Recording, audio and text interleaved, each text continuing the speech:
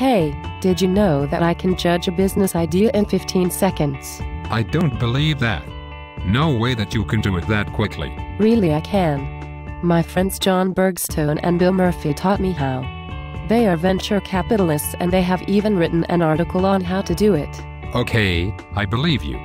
Can you teach it to me? I sure can. There are 4 main points to remember.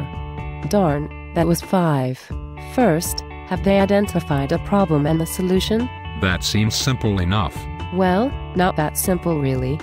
They want the answer in 1 or 2 sentences and they should be answered in a future orientation. They also watch for sidetracks. Do the entrepreneurs get all tangled up in talking about the technology they will use, or the team they will build, or the resources they will need? So, they want the entrepreneurs to focus on the problem and the solution? Exactly. They want to know that the entrepreneurs are focused on their purpose. That they want to change the world in some way by solving a problem. Otherwise, why start the business? Wow. I am impressed. I think I could evaluate a business idea now.